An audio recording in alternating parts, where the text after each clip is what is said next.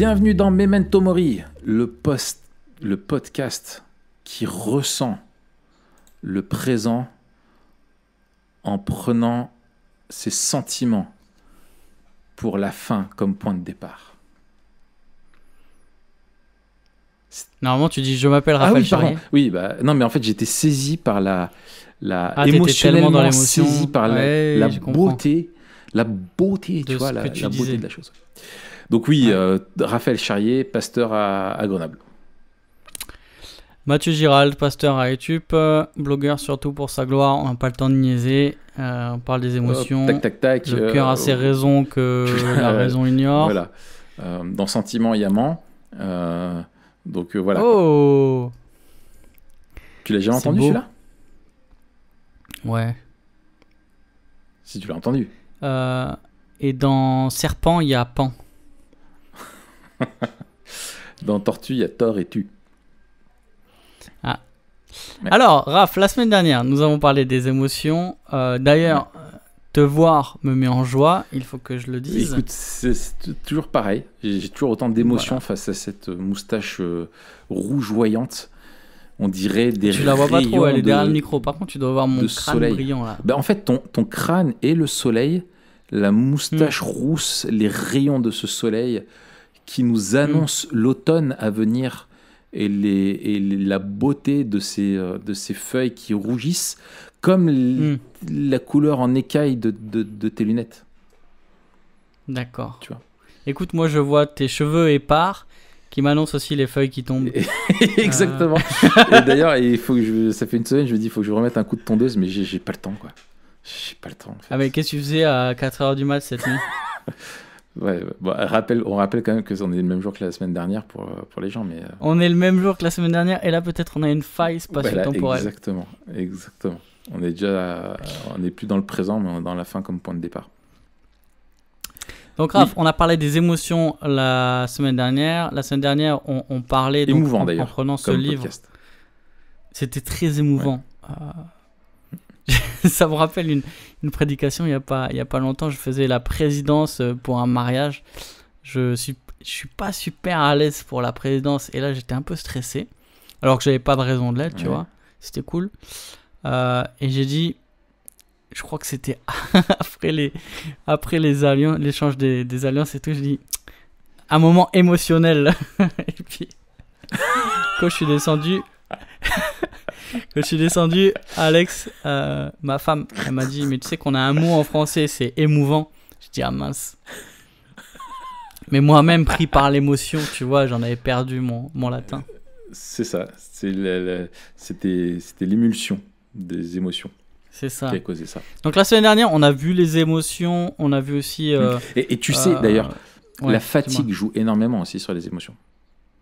On parlait la dernière fois du corps, voilà. Moi, je sais que souvent, quand je prêche et que je suis très fatigué, j'ai bien. un combat pour ne pas pleurer. Ouais. Ah ouais, c'est un truc de fou, quoi. Parce que je suis fatigué et je ressens tout 10 fois plus fort, quoi. La fatigue, chez moi, ça joue pas mal. Enfin bref, je sais pas pourquoi je dis ça, on s'en fout. Vas-y, continue. Non, c'est vrai. Et peut-être...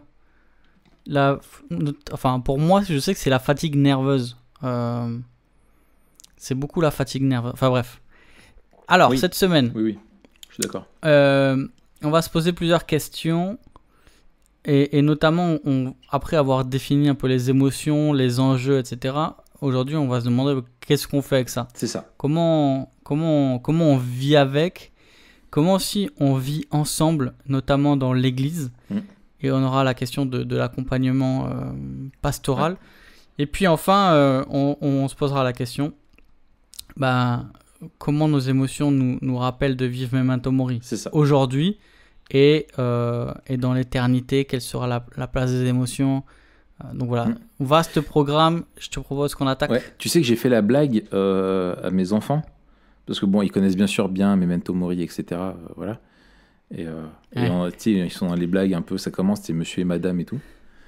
Et j'ai dit, monsieur et madame Memento ont un fils, comment l'appelle-t-il? Et ils n'ont pas... Et j'ai dit, Maurice, tu vois, Memento Maurice. Et ils étaient morts de rire. Et je me suis dit, mais ça fait du bien, tu vois.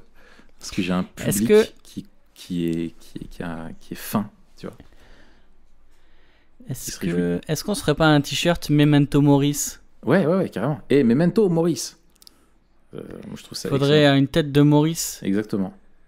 Ou Memento Mori aussi, tu m'as mis ça dans la tête. Ah oui, Memento Mori. Ouais. On fera une tête de mort avec un crâne. C'est le crâne a une forme de Mori. Tu vois. Je vois déjà comment. Et en plus, une Mori, ça. elle sait que il faut qu'elle se rappelle Memento Mori parce qu'elle sait qu'elle va se faire cueillir. Tu vois. On va la bouffer. Tu vois. Donc elle est pas bien, la Mori. Je sais à qui je vais demander ça. Ouais. Ok. Ouais. Oui, donc comment vivre avec nos émotions. En fait, ce que j'ai, alors dans le bouquin, il parle de deux écueils qui sont très communs dans notre façon d'aborder les émotions, alors qui sont dans notre société, mais comme l'Église vit dans le siècle qui est le nôtre, est présent, qui se retrouve aussi dans l'Église de façon vraiment marquante, quoi. La première, c'est de dire que le premier écueil, c'est de dire que nos émotions sont ce qu'il y a de plus important pour nous et à propos de nous. C'est la vision très occidentale. C'est-à-dire que la valeur la plus importante aujourd'hui, c'est la sincérité, l'authenticité, ce que tu ressens, tu vois, comment est-ce que tu vis le truc, etc., tu vois. C'est vraiment l'existentialisme, quoi. Et en fait, exprimer ce que l'on ressent et vivre selon ce qu'on ressent et rechercher toujours ce qui nous fait du bien émotionnellement est le but de la vie. Et on vit pour ressentir. Ça, c'est le. D'ailleurs, c'est même la règle de la moralité. Exactement. C'est que si ça te fait ressentir quelque chose de mauvais, eh ben c'est mal. Si ça te fait du bien, c'est bien. Voilà, exactement. Et donc du coup, ben voilà, mais moi c'est pour mon bien que je vis ça. Donc si c'est pour mon bien, ben je vois pas pourquoi ça serait mal. Voilà. Et c'est toute la question on aura un épisode là-dessus, sur le relativisme. Moral qui est là et qui en fait et trouve aussi, je pense, sa source là-dedans, c'est qui se nourrit énormément de du ressenti, quoi. Et en fait, et c'est aussi un problème qu'on retrouve dans l'Église, c'est qu'on va élever dans l'expérience de la vie chrétienne, dans celle du culte par exemple, les émotions comme étant la chose ultime à vivre dans le culte. C'est pas, tu te poses pas la question de est-ce qu'on a rendu un culte qui a plu à Dieu, est-ce qu'on a cherché à avoir notre joie en lui, mais qu'est-ce qu'on a ressenti, quoi. Et en fait, tu as plein de sermons qu'on prêche sur ce qu'on ressent. Tu te souviens, c'est toi qui avais publié l'article avec la vidéo d'Alistair Begg, là, sur voilà, que tu as le prédicateur qui dit comment est-ce que vous vous ressentez, c'est comme si c'était ce qu'il y a de plus important, on veut se sentir à sa place dans le confort dans l'église, voilà.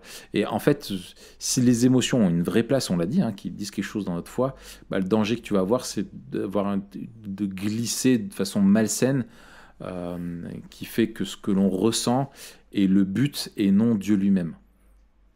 Ouais. Voilà. Et en fait, après, il suffit que t'enrobes ça en disant, mais en fait, ce que je ressens, c'est vient du Saint-Esprit, et puis hop, le tour est joué, quoi. Ouais, c'est ça. Et là encore, on en parlait la semaine dernière, on court le risque d'aligner une certaine sensibilité et de l'ériger comme règle. C'est-à-dire, moi, je trouve que, et ce sera peut-être l'autre écueil dont tu vas parler, celui de rejeter toutes les émotions un peu en bloc. Mais il faut faire attention parce que celui qui va... Non, fais l'autre écueil et après on a... Ouais. Fais l'autre écueil. Ouais.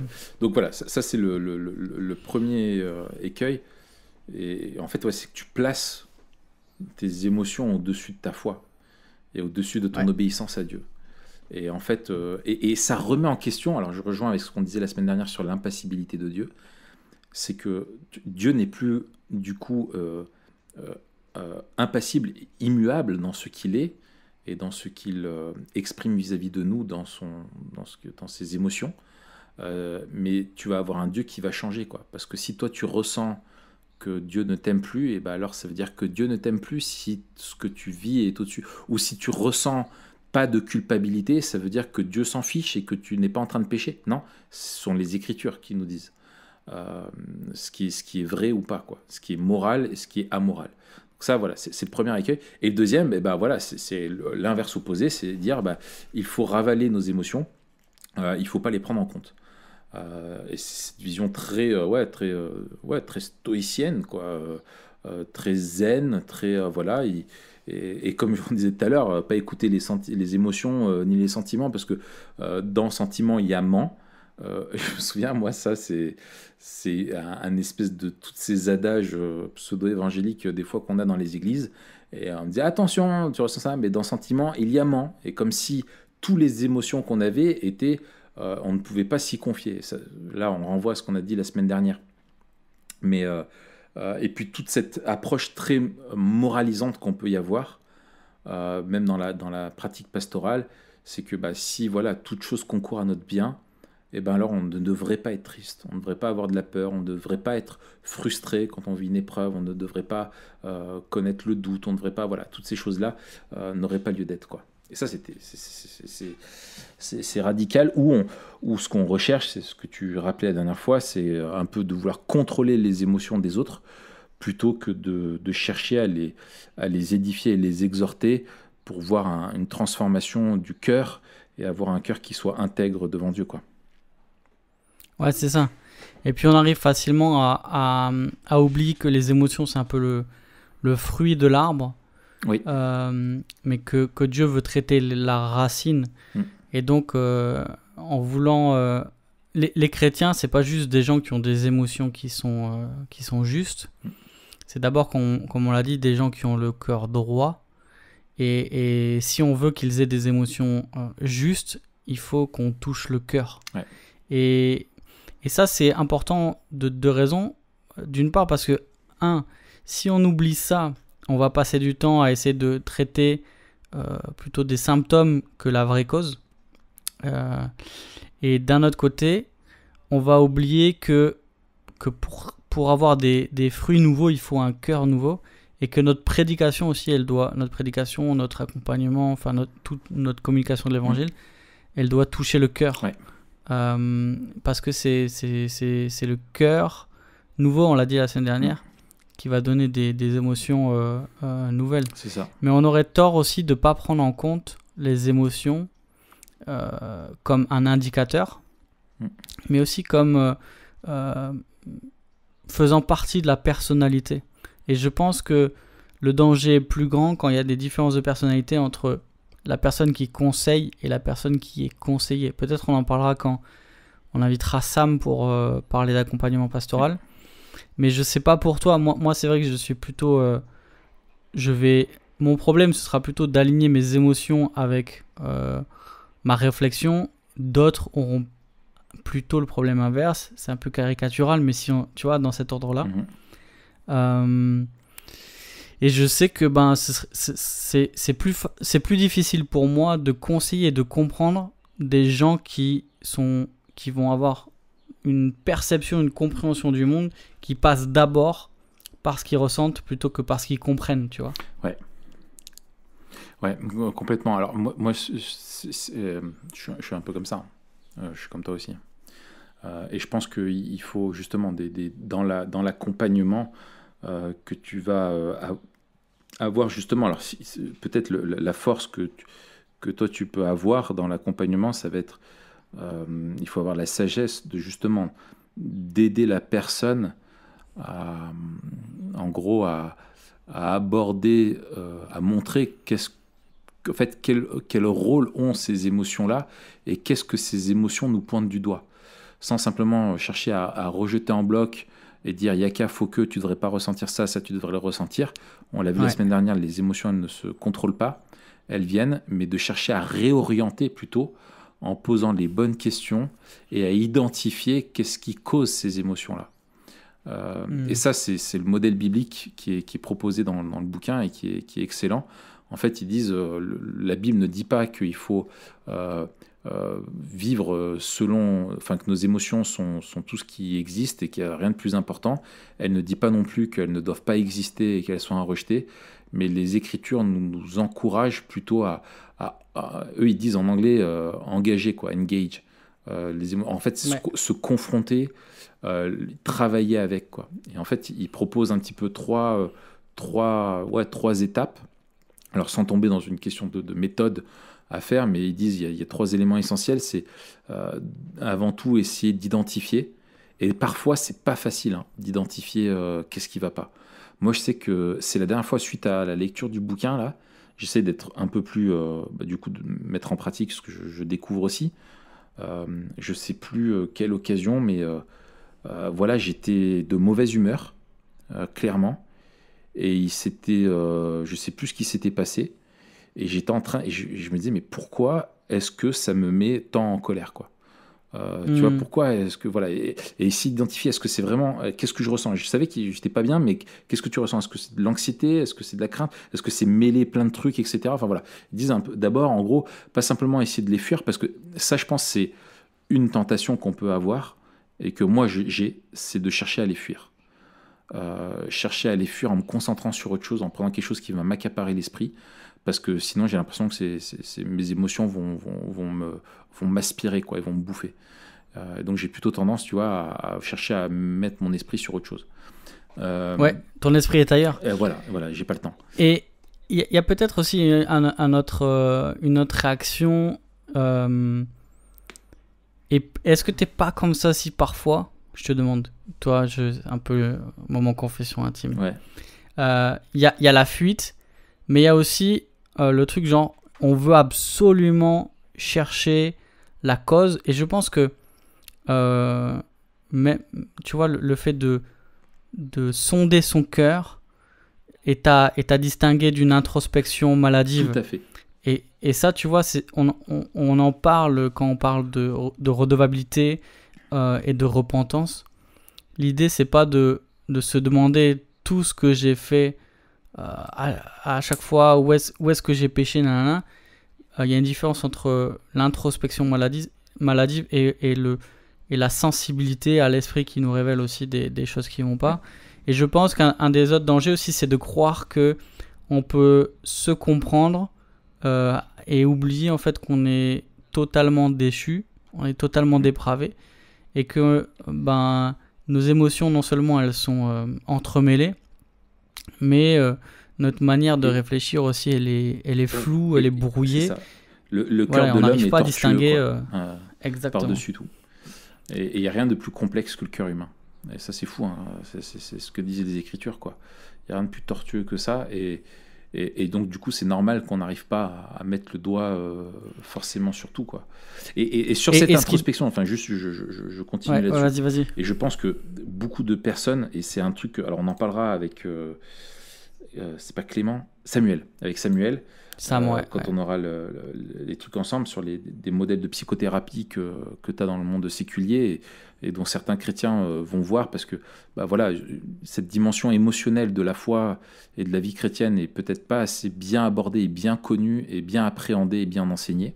Et dans la pastorale, on est peut-être, faut le dire, assez nul, et tu as beaucoup de gens qui se tournent vers ça, et tu te retrouves avec des modèles de psychothérapie où justement on te pousse à une forme d'introspection. Où voilà, tu prends Freud, Lacan, etc., ou avec tous ces modèles où finalement tu es contrôlé par l'inconscient, où il faut toujours ressasser, renouer, dénouer avec le passé, etc., et on te pousse à revivre sans cesse ce que tu as vécu, mais au final, voilà, tu détricotes, tu retricotes, tu détricotes et tu retricotes, quoi. Et c'est pas ce à quoi les Écritures nous engagent. Ouais, c'est ça. Et je pense que parfois il y a la place pour dire, Seigneur, ce que je ressens, je sens que c'est pas bon. J'arrive pas trop à savoir ce que c'est. Je sais que c'est principalement à la base un rejet ou en tout cas soit de l'incrédulité, soit remettre en question ta bonté, ta souveraineté, ta justice, ta sainteté. Viens démêler ça, viens guérir ça. C'est ça. Voilà, il y a la foi qui rentre en jeu aussi, c'est que Dieu sait des choses que nous on ne sait pas, et parfois il va guérir des choses que nous sur lesquelles on n'arrive pas à mettre le doigt dessus, quoi. Et en fait, on oublie, et je pense que c'est un de nos problèmes, c'est que on doit, en fait, on pense qu'on est seul à devoir gérer nos émotions. Et en fait, Dieu change nos cœurs. Et ça, c'est quelque chose qui est merveilleux, et c'est la prière. Et quand tu vois même la repentance de David, crée en moi un cœur pur, redonne-moi la joie de mon salut.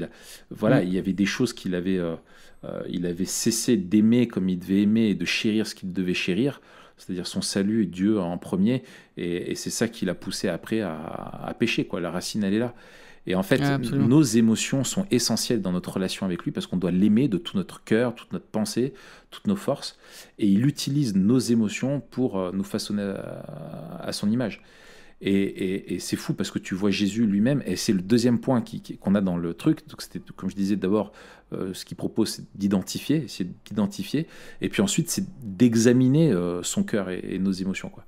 Parce qu'elles nous disent toujours quelque chose à propos de ce que nous aimons, ce que nous chérissons. Et en gros, mais qu'est-ce que ça me dit à propos de moi? Qu'est-ce que ces émotions, elles me disent à propos de Dieu, à propos de mon prochain, de la situation qui est autour de moi? Est-ce que j'accorde trop d'importance? Est-ce que je veux trop contrôler? Est-ce que est-ce que je suis dans dans une inquiétude qui montre que j'oublie que Dieu est présent? Et en fait, tu vois Jésus lui-même qui a parlé au Père de ses émotions, et tu vois, même dans ses prières, quoi. Et ça, c'est super beau. Et en fait, il cite aussi le psaume 71, où tu as c'est les psaumes des fils de Corée, là, qui disent, il dit sois pour moi un rocher qui me serve d'asile, tu m'as ordonné d'y venir sans cesse pour que je sois sauvé, car tu es mon roc et ma forteresse. Et en fait, le secours émotionnel que l'on peut trouver, il est auprès de Dieu. Et Dieu veut qu'on lui parle de ce qu'on a dans le cœur. Et quand tu regardes les psaumes, ils livrent leur cœur et leurs émotions à Dieu, quoi. Leurs interrogations, leurs frustrations, leurs craintes, voilà. Et en fait, Dieu nous appelle à dire autant de venir à lui sans cesse. Et en fait, finalement, moi, je crois qu'on se confie toujours, ou qu'on essaie toujours de soigner ce qui ne va pas, l'émotion qui ne va pas. Et soit tu tombes dans une forme d'automédication, où tu vas vouloir te soigner de ton cœur meurtri ou de ce qui ne va pas, pour trouver une autre émotion. Par exemple, je ne sais pas, tu as tout le problème des drogues, tu vois, par exemple.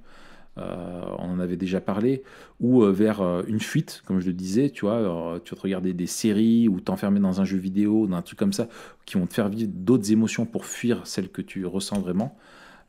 Et en fait, on doit apprendre non pas à fuir de Dieu à cause de nos émotions, mais se rappeler qu'elles nous ont été données, que Dieu nous a créées parce qu'on est à son image, et qu'elles sont là pour nous aider à rentrer en relation avec lui, quoi. Et donc, il faut venir lui en parler. Et notre anxiété, elle doit nous pousser à lui. Et puis, je pense qu'il faut rappeler encore et encore que Dieu nous a créés pour vivre les uns avec les autres. Oui. Et que parfois, il est difficile, quand on est seul, voire impossible, de discerner nous-mêmes ce qui nous anime, ou les raisons. Et on a besoin de gens qui cheminent avec nous, qui nous posent les bonnes questions, qui voient des choses que l'on ne voit pas. Et ça, c'est le rôle de l'Église aussi, et notamment de ceux qui peuvent nous accompagner. Et je trouve que c'est un bon réflexe que de pouvoir partager nos émotions, et de pouvoir écouter les émotions des autres et se poser les bonnes questions, quoi. Parce que sinon, si on ne traite pas le cœur, les émotions s'emballent. Et on voit que quand les émotions s'emballent, ça fait des dégâts, soit chez soi, soit chez les autres. Dans émotion s'emballe, il y a balle. Et une balle, ça tue. Non, 100 balles. Comme 100 balles et un Mars. Oui. Non, mais c'était plus pertinent de parler de balle. Et c'est ça, en fait, eux, ils parlent donc de 3 étapes. Ils disent identifier, examiner, vraiment sonder notre cœur, le placer devant Dieu, et puis agir. Et c'est ça, c'est agir après, derrière, comment on réagit par rapport à nos émotions. Et ça va être, ça peut être de prier, de confesser, de demander pardon à Dieu. C'est aussi agir vis-à-vis de frères et sœurs dans l'Église, de demander pardon si on sent que de prendre de décider d'agir par la foi. Et c'est là que la foi rentre en compte. C'est de chercher à obéir à Dieu. selon ce qu'il nous a démontré parce qu'on sait de lui, de sa parole, et à frapper. À frapper fort envers nous-mêmes, quoi. Enfin, agir, quoi, tu as compris. Ouais, ça c'est intéressant parce que souvent on peut avoir des gens qui sont résignés face à leurs émotions. On a parlé de deux postures tout à l'heure, on a parlé de la fuite, une fuite trop grande ou une confrontation trop grande directement avec les émotions et on oublie que ça vient du cœur. Mais on a une troisième posture qui serait la résignation. Oui. Tu vois, et d'accepter des émotions qui ne sont pas justes, dans le sens où ça révèle un cœur qui est dans une mauvaise direction, quoi. Ouais. Et tu vois, je pense à autre chose. J'avais lu ça. Je sais plus où. Mais est-ce qu'on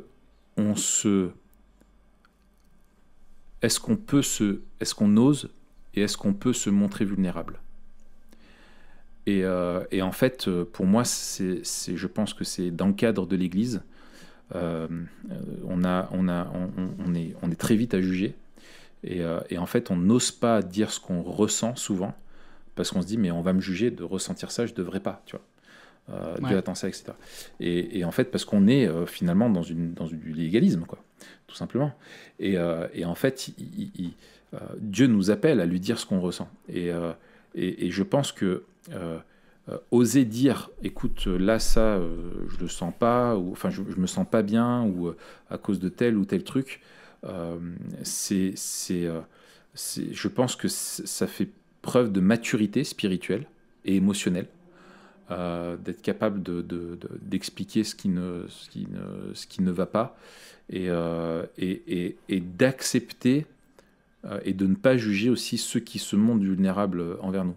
Et je pense que si tu vis une expérience où voilà, tu essaies de livrer ton cœur à quelqu'un et que tu es face à quelqu'un qui te dit un yaka, faux que, ou qui est hyper dur avec toi ou intransigeant, c'est un truc qui te vaccine à vie, quoi. Ouais. Et ça, il faut faire attention d'être capable d'accueillir la souffrance des uns et des autres, ou voilà, quoi.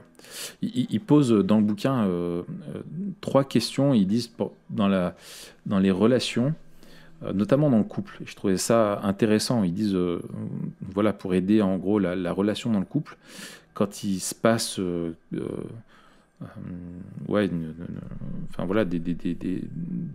relation compliquée, quoi, où il s'est passé quelque chose, il pose 3 questions. Il dit voilà comment c'était pour moi, voilà ce que j'ai vécu dans notre dispute, et dis-moi comment c'était pour toi. C'est le premier truc. Donc, voilà comment c'était pour moi et comment c'était pour toi. Et ensuite, deuxième question, ils disent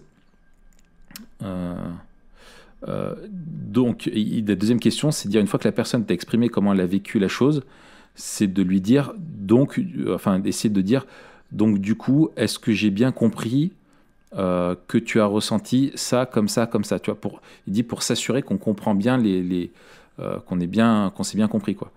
Et après, il dit, et troisième étape, c'est comment on pourrait faire régler ça différemment, et si possible, voici ce qui doit changer dans notre relation, pour qu'on ne reproduise pas le même péché la prochaine fois, quoi. Bon. Ça ferait un bon article, ça. Ouais. Je pense que c'est bon. Ils le disent eux-mêmes. Hein, c'est difficile de se poser, dire alors on va se poser 3 questions. Maintenant, c'est pas comme ça que ça se passe, mais d'arriver à dire écoute, moi voilà, quand t'as dit ça, moi je l'ai vécu comme ça. Est-ce que c'était ça que tu voulais dire? Vas-y, dis-moi. La personne s'explique. Et deuxième truc, donc toi ce que tu disais c'était ça. Ok, bon alors maintenant comment est-ce qu'on peut, avancer avec ça, quoi. Enfin voilà. Ouais. Après, c'est vrai que moi, des fois, j'ai du mal avec les personnes qui parlent trop de leurs émotions, quoi. Je reconnais. Je le confesse, ou qui sont toujours là, très sensibles sur le moindre truc. Tu vois, tout est à fleur de peau et tout. Ça crée en moi justement des émotions d'impatience. Bon, après, c'est là où il faut distinguer. Ouais. Il faut distinguer, je pense, entre quelqu'un dont c'est la personnalité, ouais, et quelqu'un peut-être qui, en plus d'avoir une personnalité comme ça, a une immaturité émotionnelle. Et égocentrique peut-être. Et voilà, et souvent l'immaturité émotionnelle, le plus souvent, hein, ça, c'est lié à une immaturité spirituelle en fait. J'avais lu ça il y a pas longtemps, où le gars disait il n'y a pas de maturité émotionnelle sans maturité spirituelle. Tu vois. Et ça, c'est tout à fait juste en fait, et c'est la maturité spirituelle qui t'aide à dire bah voilà, ce que je ressens là, spirituellement, voici comment je veux l'aborder quoi, devant Dieu. Et pas. Oui, parce qu'encore une fois, et moi je trouve que c'est un des points les plus intéressants du livre, que j'ai pas lu, mais dans ce que tu nous racontes, le fait justement qu'on peut pas contrôler ses émotions, ça montre bien que le gars qui a que des émotions qui devraient pas être, en fait, c'est un cœur qui va pas bien, quoi. Exactement. Et donc pour nous, ça doit être un signal d'alarme. Et justement, ça devrait empêcher en tout cas ce sentiment dont tu parlais, soit de irritabilité ou de condescendance. La condescendance, ça va souvent mener à l'indifférence. Mais de dire non, en fait, en face, j'ai un frère ou une sœur qui souffre, ou alors j'ai un frère ou une sœur qui pêche. Oui, exactement. Et souvent, c'est les deux. Exactement. Et donc, il faut adresser ça. Il ne faut pas juste balayer en disant ouais, ça me saoule, elle me gonfle avec ces histoires. Non. Moi, je vois dans la pratique pastorale, l'autre jour, j'ai eu une rencontre avec quelqu'un qui me parlait qui venait pour me parler de ses problèmes. Et en fait, c'est quelqu'un de terriblement égocentrique et qui fait souffrir son conjoint, mais un truc de dingue. Et son conjoint est patient et fait des efforts. Et elle, cette personne est venue pour me parler que d'elle, et en plus de choses, qui faisaient preuve d'une immaturité, etc. Et je l'écoutais et je réfléchissais sur comment je devais réagir. Et en fait, je me suis dit, mais en fait, il faut surtout pas que j'aille dans son sens. Il faut que que je la secoue, quoi. Et que je la confronte par rapport à justement à ce que ces émotions-là, justement à ce qu'elle aimait, c'était absolument pas Dieu dans cette situation et absolument pas son conjoint, mais c'était simplement elle, son petit confort, etc. Et que c'était inadmissible, quoi. Et ouais, c'est ça, parce que souvent ce genre de posture appelle à l'empathie. Exactement. Et une fois qu'on est empathique, on peut pas dénoncer. Exactement. Et en fait, là, c'était dire mais tu penses trop à toi et il faut que tu penses aux autres, quoi. Et c'est ça aussi, je trouve, tu vois, c'est par rapport à on dérape un peu, mais sur la question de l'humilité. Souvent, on dit que être humble, c'est avoir une opinion de soi vraiment presque minable, tu vois, ou un peu se mépriser, etc. Et j'aime bien, c'est Keller dans un petit livre, La liberté dans l'oubli de soi. Il rappelle qu'en fait, l'humilité, c'est juste de ne pas penser à soi et de penser aux autres. Ouais. C'est pas moins penser de soi, mais c'est moins penser à soi. Exactement. Et ça, en fait, voilà. Et quand tu as des gens qui sont là, moi, etc., en fait, ils ont un ego qui est surdimensionné, tu vois. Et en fait, le complexe d'infériorité et de l'orgueil bien dissimulé, quoi. Donc voilà, c'est un vrai travail à fond. Ok, du coup, je te propose d'attaquer la question eschatologique. Ouais, alors, purée, mon gars, le kiff que j'ai eu dans le bouquin. Ouais. Alors, en fait, il y a plusieurs éléments importants, même que j'ai un petit peu étoffé là. C'est que, en fait, ce qui est un immense espoir, c'est que on a, en gros, la certitude que nos émotions et notre cœur sera purifié dans la gloire quand on sera ressuscité. Et quand on recevra ce corps ressuscité et ce cœur incorruptible, on aimera ce qu'on doit aimer et comme on doit l'aimer. Et ça, c'est merveilleux. Et toutes les images qu'on a de la nouvelle création décrivent le peuple de Dieu qui partage, donc qui est en pleine communion et en fait en pleine harmonie aussi, tu vois, d'un point de vue sur la même ligne, tu vois, et émotionnellement, comment dire, je sais plus comment on dit, j'ai oublié le terme, mais en gros voilà, qui est en pleine communion, voilà, émotionnelle aussi, au diapason, autour de l'agneau dans une joie qui est parfaite, quoi. Et en fait, on aimera Dieu de tout notre cœur, de toute notre âme et toute notre force, et on aimera l'autre parfaitement comme nous-mêmes, quoi. Et en fait, on sera parfaitement connectés les uns aux autres et connectés à Dieu. Et ça, c'est génial. Et dans le chapitre sur l'eschatologie, en fait, il l'appelle le musée des larmes. Et en fait, c'est en référence à Ésaïe 65, 19 qui dit « Je ferai de Jérusalem mon allégresse et de mon peuple ma joie. On n'entendra plus le bruit des pleurs et le bruit des cris. » Et pourquoi ? Parce qu'en fait, il y en aura plus besoin. Rien ne pourra les provoquer.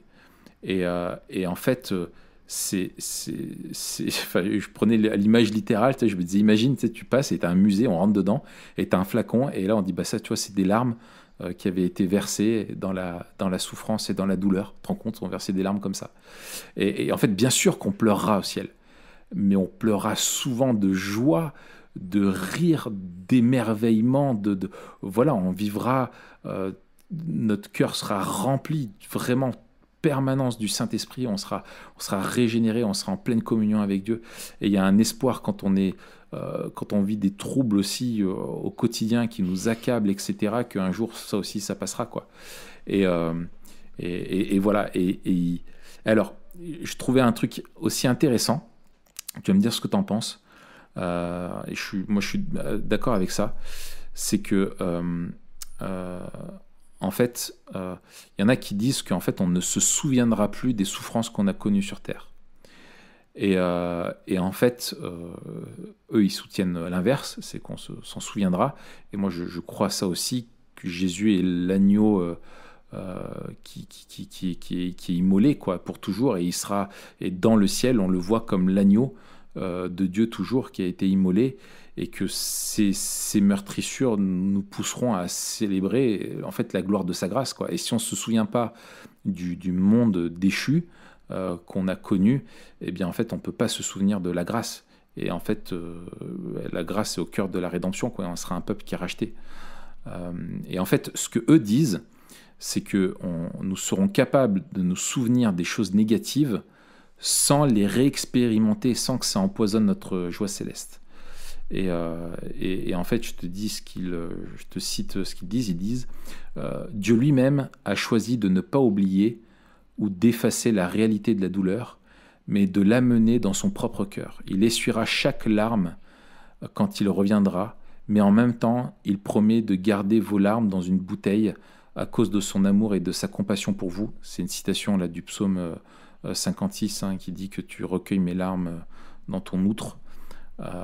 Ne sont-elles pas inscrites dans ton livre? Voilà. Qu'est-ce que tu penses de ça? Intéressant.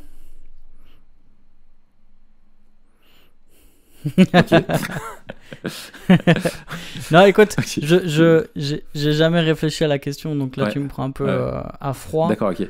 Alors moi, je pense qu'on je pense qu'on se souviendra qu'on a été triste, mais qu'on l'expérimentera plus. On ne vivra pas comme si on n'avait jamais été triste, comme si on n'avait jamais souffert, comme si on avait... Voilà, parce qu'on se souviendra de quoi on a été sauvé et de ce qu'était notre vie humaine, mais sans... je fais un parallèle là comme ça au pied levé. Tu as des cicatrices, tu te souviens que tu as eu mal, mais tu n'es plus capable de ressentir le mal physique que tu as eu à ce moment-là. Oui, c'est ça. Sur l'eschatologie, moi, il y a une pensée qui m'avait fait du bien il y a quelques temps. Je crois que c'est il y a 2 ans. J'avais écouté, mais je crois que je t'en avais déjà parlé, je sais pas. J'avais écouté une conférence qu'avait donnée Sam Storms sur Jonathan Edwards, et il avait parlé du fait qu'au ciel on aura une joie qui sera sans cesse grandissante, en fait. Ouais. Qu'elle sera complète dans le sens qu'elle nous comblera, mais qu'elle sera jamais complète dans le sens où ce sera linéaire, parce que notre connaissance de Dieu grandira de plus en plus dans l'éternité, puisqu'on garde notre finitude même dans le ciel, et que cette joie en fait ne va faire qu'augmenter. Et j'ai trouvé cette vision-là de la joie, d'une joie qui ne fait que grandir en fait dans l'éternité, captivante. Et je me dis, la joie qu'on connaît, non seulement elle est temporaire, non seulement elle est bien limitée, non seulement elle est entachée de péché, mais elle n'a rien à voir avec la joie parfaite. Et cette joie qui va grandir parce qu'on connaîtra toujours de plus en plus Dieu. Et ça va aussi à l'encontre de ceux qui disent assez rapidement, et ça encore une fois, on a une espèce de cliché évangélique, ah mais quand au ciel on saura tout, bah c'est pas vrai. Il y a des choses qui vont encore rester mystérieuses. On apprendra. Parce que d'une part, Dieu nous dépasse, et d'autre part, je ne crois pas qu'on comprendra tout. Je pense que ce qu'on doit comprendre... On comprendra jamais tout, parce que nous ne sommes pas Dieu. Ouais. Mais on n'arrêtera jamais d'apprendre. C'est ça. Mais par contre, et c'est la grande différence, c'est qu'on sera content de tout ce que l'on connaît et de tout ce que l'on ne connaît pas. Ouais. Puisqu'on aura une confiance absolue en Dieu. Et c'est ça. Et en fait, nos larmes nourrissent. Et c'est ça, vivre Memento Mori, c'est que nos émotions ici-bas doivent nourrir aussi notre soif pour la vie éternelle. Et je pense notamment à toutes les émotions négatives. Nos larmes, elles doivent nourrir notre espérance qu'un jour la souffrance ne sera plus, quoi. Et on se rappelle de ça. C'est ce que fait Paul dans Romains 5 quand il rappelle qu'il dit même nous sommes fiers de nos détresses, quoi. Parce qu'elles produisent la persévérance et la persévérance, la victoire dans l'épreuve. Ouais. Et ça, c'est quelque chose qui est très fort, et que quand on est en colère ici-bas face au mal, et ben on peut se nourrir de l'espérance que la justice sera rendue et que on sera pleinement satisfait, que la justice de Dieu est pleinement satisfaisante et parfaite, quoi. Et que les choses qu'on vit ici-bas... Je me souviens de Tom Blanchard qui disait qu'il y avait 3 mots importants, un prof de l'IBG de l'Ancien Testament, et qui disait qu'il y a 3 mots très importants dans la vie chrétienne, c'est « cela aussi passera ». Et je trouvais ça vraiment beau, parce que les belles choses, elles passeront ici-bas. Les choses difficiles, elles passeront. Et dans la problématique qui est la nôtre, là, sur les émotions, etc., il y a des émotions qu'on voudrait vivre aujourd'hui qui sont merveilleuses, mais elles vont passer, parce qu'on est dans un monde qui est brisé. Il y a des émotions qui sont difficiles, et on a l'impression qu'elles passeront jamais, et qu'on sera toujours triste, mais elles passeront aussi. Parce que Dieu est bon et qu'il agit dans la création, et un jour elles passeront définitivement, quoi. Et ça, je trouve, c'est merveilleux. Absolument. Et je pense que y a une émotion particulière qui n'existera plus, et je pense que quelque part c'est presque la plus dure à vivre, c'est la frustration. La frustration, parfois elle est légitime, souvent elle est illégitime. On a du mal parfois à vivre ce qu'on devrait vivre, ou juste à vivre la vie dans un monde déchu. Et un jour on sera plus frustré, parce que on n'aura que ce qui est bien, et on sera content de tout ce que l'on a. On ne voudra pas autre chose, et Dieu aura pourvu à tout ce qui est nécessaire à notre vie, et on sera auprès de lui. Ouais. Excellent.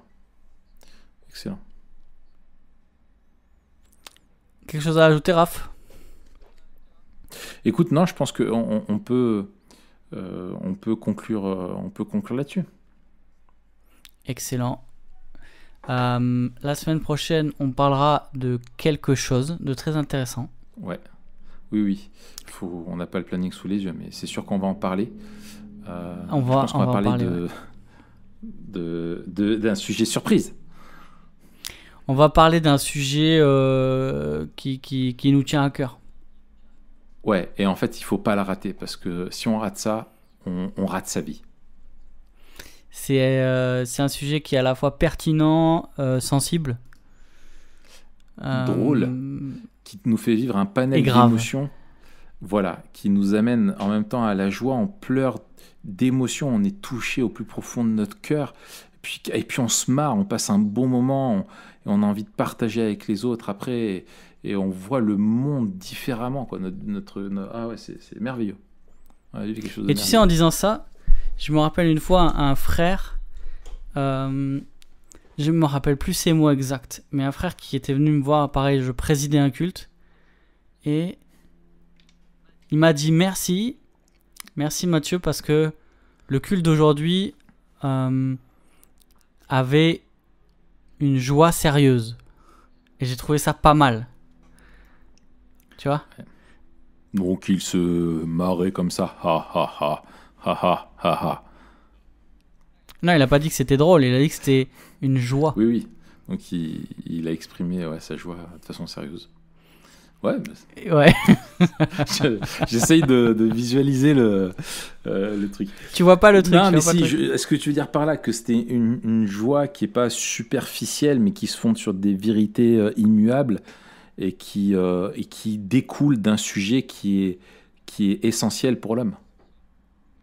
Mais non seulement ça, mais c'est pas aussi pas juste un qualificatif de la joie, mais aussi de dire une joie mêlée de sérieux ou un sérieux mêlé de joie. Ouais. C'est-à-dire, c'est pas juste sérieux et morne, c'est pas juste joyeux et superficiel. Non, il y a tout le sérieux de l'adoration à Dieu, mais aussi toute la joie. Ouais. Et je pense que c'est un des défis, tu vois, de vivre ça aussi à la fois. Là, Exactement. Exactement. Okay. Le roseau. Le roseau. Le roseau, ouais. Et ouais, même c'est. Et ben, salut Raph. C'est intéressant. Et ben, écoute, salut Mathieu, et puis à la semaine prochaine. À la semaine prochaine. Voilà. Ciao. Et tu dis plus aux gens de s'abonner et tout, machin. T'as lâché ton. T'as tout lâché, quoi, en fait. Ah ouais, abonnez-vous, tout ça. Mais c'est vrai que j'ai perdu la motivation, Raph. Oh là là, tu déprimes. Je déprime un peu. Bon, et ben écoute, on en reste là alors, d'accord? Ok, on va parler de mes émotions en antenne. Ouais, c'est ça. Allez, bonne semaine. Yes, ciao.